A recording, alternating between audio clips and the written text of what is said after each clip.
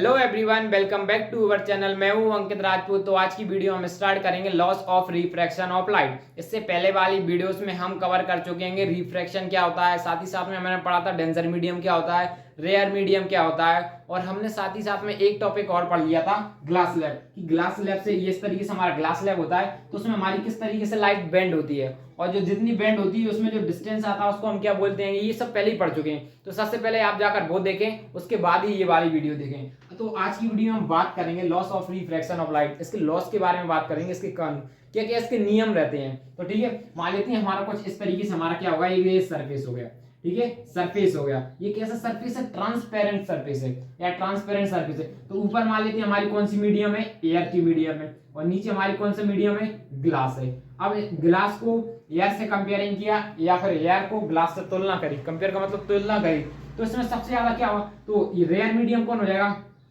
Air, क्योंकि speed ज्यादा किसमें, एयर में होती है, और ग्लास में कैसी है, कम, इसलिए इसको क्या बोलते हैं, डेंसर मीडियम। देखो इसमें स्पीड हमारी कितनी होती है, 2 × 10⁸ मीटर पर सेकेंड, और इसमें होती है 3 × 10⁸ मीटर पर सेकेंड, इसमें ज्यादा है, इसलिए हम इसको रेयर मीडियम किया। ठीक है, इस तरीके से हमारी कोई सी भी लाइट आती थी, इंसिडेंट रे, इसी तरीके से आती है ना हमारी इंसिडेंट, और ये रे आती है तो इसको बोलते हैं हम इंसिडेंट रे। कोई सी रे आ रही है इसको बोलते हैं इंसिडेंट रे, और जो जिस पॉइंट पर टकराती है उसको क्या बोलती है, पॉइंट ऑफ इंसिडेंस, और जहां से टकराती है उस पॉइंट ऑफ इंसिडेंस से ये एक परपेंडिकुलर लाइन बनाती है सरफेस के थ्रू, सरफेस से परपेंडिकुलर, और उस इमेजिनरी लाइन को बोल दिया जाता है नॉर्मल। क्या बोल देते हैं हम, उसे नॉर्मल बोलते हैं। और आपको पता जब हमारी light denser to rare to denser medium में जाती है, it bend toward the normal. कहां बेंड होगी, टुवर्ड द नॉर्मल, इस तरीके से टुवर्ड द नॉर्मल हो गई, ये इस तरीके से आई और टुवर्ड द नॉर्मल हो गई। जो एंगल होगा ये एंगल ऑफ इंसिडेंस होगा, और ये एंगल ऑफ रिफ्रैक्शन होगा, और ये यहाँ पे देखो ये रिफ्रैक्शन होगा, ये एंगल ऑफ रिफ्लेक्शन होता है, एंगल ऑफ रिफ्लेक्शन। और ये होती है हमारी रिफ्रैक्टेड रिफ्लेक्टेड रे, और ये होती है रिफ्रैक्टेड रे, रिफ्लेक्टेड रे, रिफ्रैक्टेड रे। ये कौन सी होगी, रिफ्रैक्टेड रे, रिफ्रैक्टेड रे, और यहां से वो बनती थी वो हमारी रिफ्लेक्टेड रे होती थी। ठीक है, तो सबसे पहला फर्स्ट लॉ क्या बोलते हैं, फर्स्ट लॉ की बात करते हैं, फर्स्ट लॉ।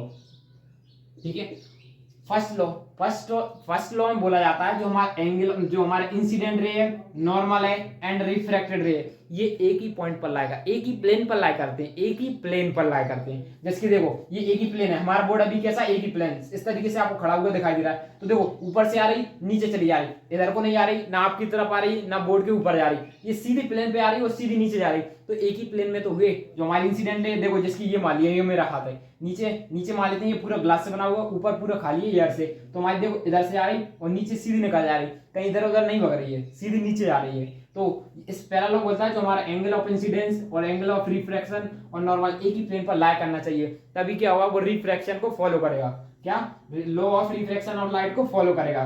ठीक है, तो यहाँ पे लिखेंगे incident ray,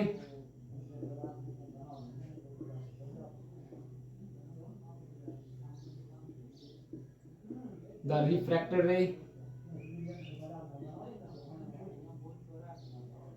and the normal जो कहां पे, at the point of incidence,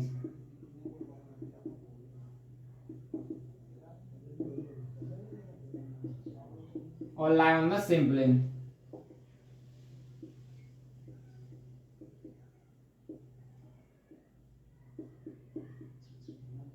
ठीक है, समझ में आएगा। पहला लॉ हमारा क्या होता है, जो एंगल, जो इंसिडेंट रे होते हैं एंड रिफ्रैक्टेड रे, और इन द नॉर्मल, ये क्या करते हैं, एक ही पॉइंट पर लाई करते हैं। ठीक है, ये तो हमारा था फर्स्ट लॉ था। अब हम बात करते हैं आगे सेकंड लॉ क्या होता है। सेकंड लॉ देखो बच्चों, सेकंड लॉ हमें रिलेशन बताता है angle, sine of angle of incidence और sine of angle of refraction.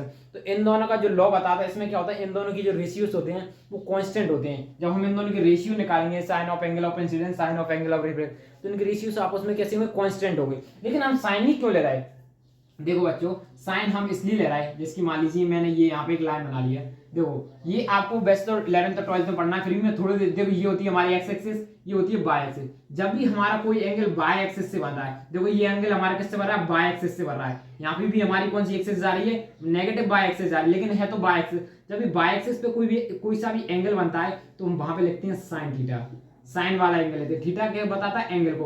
और जब भी हम एक्स एक्सिस पे जाते हैं तो हमारा एंगल कौन सा होता है, कॉस थीटा होता है। तो ठीक है, इसलिए हम साइन ले रहा है। इन दोनों का जब हम रेशियो करेंगे, देखो हमने यहाँ पर रेशियो किया, मान लेते हैं। अब हमें, मैं आपको दो एग्जांपल लेता हूँ, एक यहाँ पर लिया और एक और यहाँ पर लिया। मान लीजिए इस तरीके से हमारी लाइट आई और इस तरीके से बेंड कर गई, इस तरीके से आई, ये इस तरीके से बेंड कर गई, तो यहाँ पे हमारा एंगल बन रहा होगा I1, यहाँ पे होगा एंगल R2 और R1 क्योंकि एक ही है ना। और जो हमारा यहाँ पे एंगल बन रहा है, कितना बन रहा है I2, और यहाँ पे एंगल बन जाएगा हमारा R2। तो देखो तब भी क्या होंगे, इन दोनों की रेशियो कांस्टेंट होगी। कब तक कांस्टेंट होगी? जब तक इनकी मीडियम चेंज नहीं होगी। क्या मीडियम चेंज नहीं?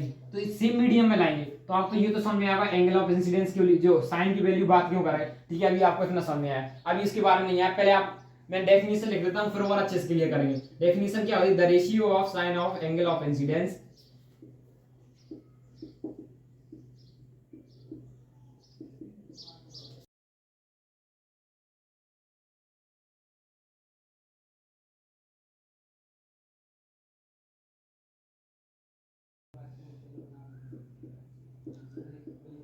तो देखो बच्चों, सेकंड लॉ हमारे लिए क्या बताता है? जो angle of sine of angle of incidence और जो sine of angle of refraction is constant. ये कहते हैं इनके रेशियोस आपस में कैसे होते हैं? कांस्टेंट होते हैं। जब भी हम सिर्फ एक ही मीडियम की बात किए, जैसे यहाँ पे भी एयर और ग्लास, तो यहाँ पे भी हमारा एयर और ग्लास होना चाहिए। यहाँ पे भी एयर और ग्लास, यहाँ पे भी एयर और ग्लास, यहाँ पे भी एयर और ग्लास। मतलब जो हमारा साइन आई अपन क्या होगा?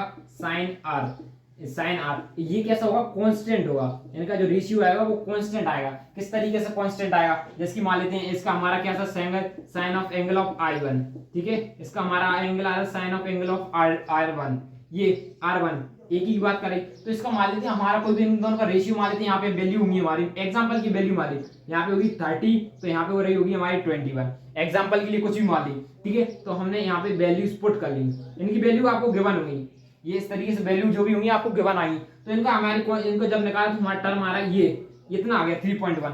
अब मान लेते हैं हमने यहाँ पे साइन और R2, लेकिन मीडियम सेम है, एयर और ग्लास, यहाँ पे भी एयर और ग्लास, यहाँ पे ले लिया हमारा 40 आया हुआ, यहाँ पे मान लेते हैं हमारा आ गया हुआ 29 आ गया, इस तरीके से हमारा। तो जब भी हमने इसका sine of 30 upon sine of 29, तो यहाँ पे भी हमारा कितना आएगा? 3.1, ये कांस्टेंट सेम आएगा। देखो जब इनका ये दोनों का सेम आ रहा है तो हम एक तरीके से ऐसा भी लिखते हैं, साइन किस तरीके से लिखते हैं? साइन 30 अपॉन में साइन 21 इक्वल टू में किसके होगा? साइन। अब ये दोनों देखो कांस्टेंट टर्म इक्वल आ रहा है, तो मतलब इसका मतलब क्या हुआ? ये रेशियो। तो हम इस तरीके से ऐसा भी तो लिख सकते हैं, साइन 40, यहाँ पे 40 लिखना था 40, तो यहाँ पे भी क्या हुआ? 40 अपॉन में 29, तो ये भी आपस में इक्वल होंगे क्योंकि इनकी ये टर्म इक्वल आ रही है, इसलिए हम सीधा ना कहकर ऐसा लिख देते हैं, sine of sine I upon sine r equal to होगा साइन I1 अपॉन में साइन I2। साइन I2 ये दोनों आपस में इक्वल होंगे, जो कि देखो हमारे एक साइंटिस्ट थे स्नेल, जिसका नाम था स्नेल, उन्होंने एक्सपेरिमेंट किया था। कब किया था? इन्हें कहते हैं 1621 में एक्सपेरिमेंट किया था। उन्होंने बताया था इनके रेशियो कैसे आएंगे? हमेशा कांस्टेंट आएंगे। इसलिए इस लॉ का नाम हम एक और क्या बोलते हैं? Snell's law. इसको हम और क्या बोलते हैं? आप यहाँ पे लिख लेना, स्नेल्स लॉ। इट इज, नीचे लिखना, it is also known as Snell's law.